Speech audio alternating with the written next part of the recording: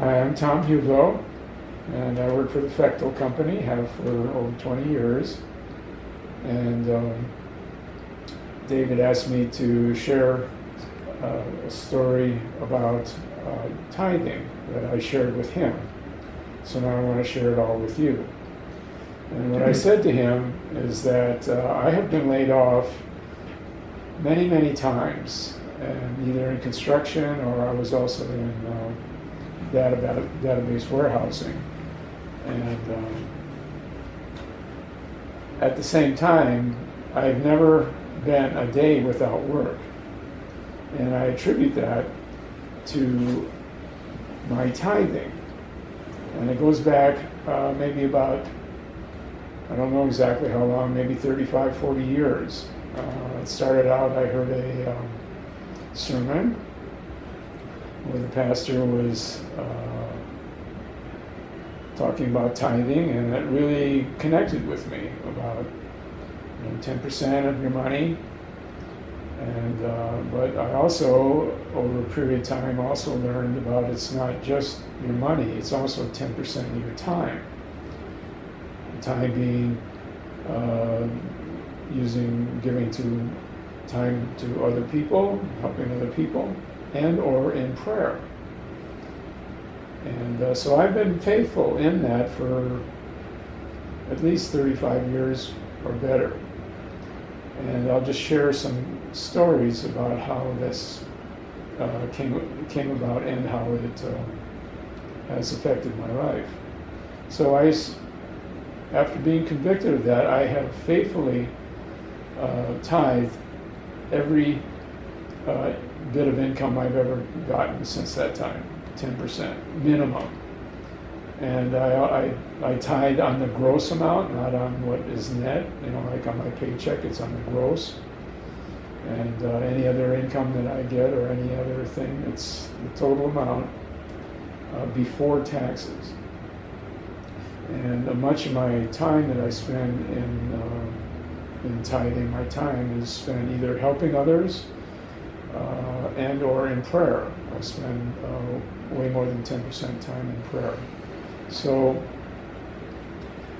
when I was, my son was born when I was, back in the 80s, and after I had been convicted of that, I was working as a carpenter for a very large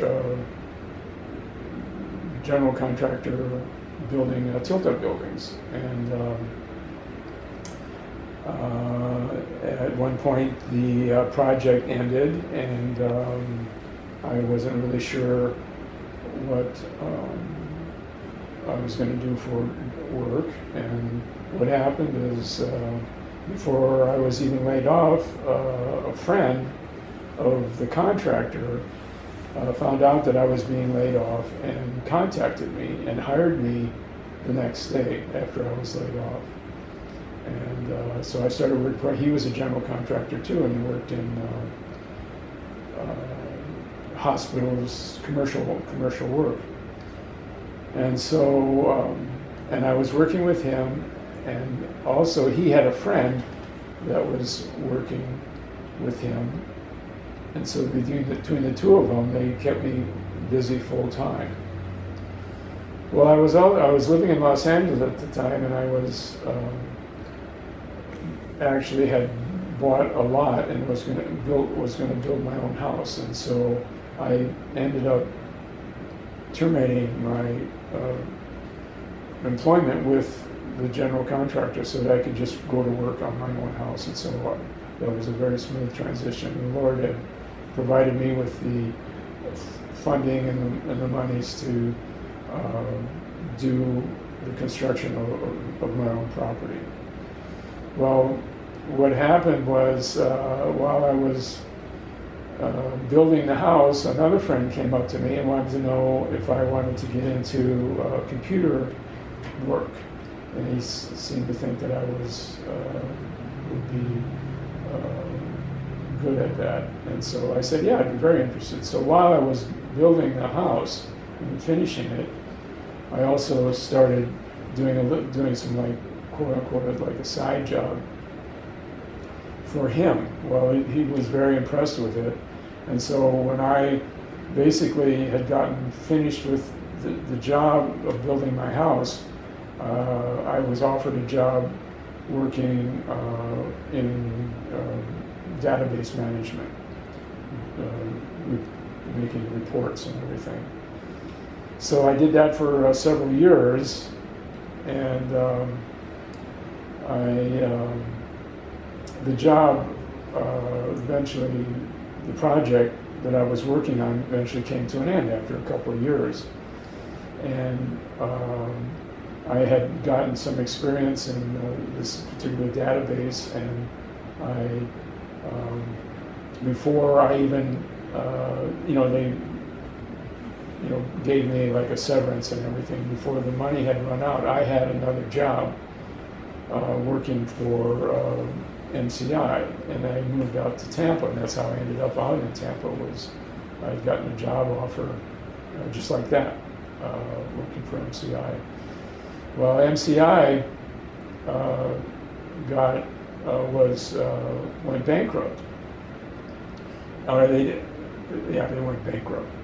And but before that happened, I was offered, and you got to know that I was never looking for jobs. I was never out looking, to try to get more money or to try to change my jobs or anything. I never did anything. It all came to me, and offers just came to me. And I had to just make a choice of yes or no. And so before MCI went bankrupt, I got another offer from a friend that I knew that offered me another job working for Golden Books. They were established in, their home was in Racine, Wisconsin. And I'm living in Tampa, but I was able to work remotely. And this was back in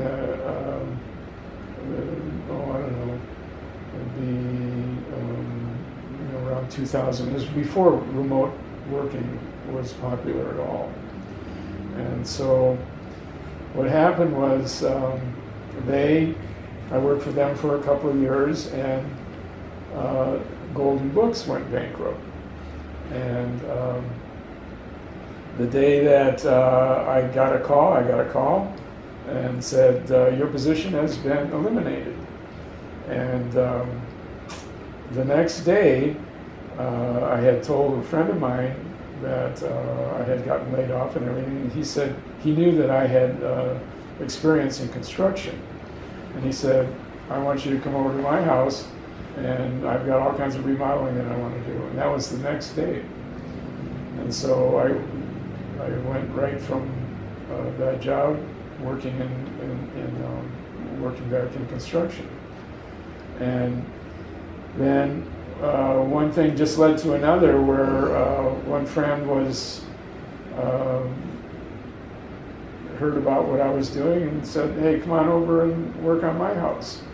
And then another friend came over and said, hey, come on over and work on my house. And so I had plenty of work. I never had it, like I say, I never had a day where I didn't have any work.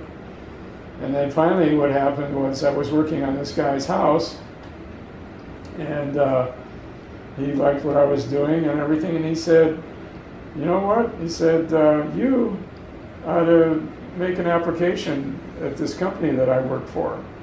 And it was the Fechtel company. And I did, but I didn't get hired.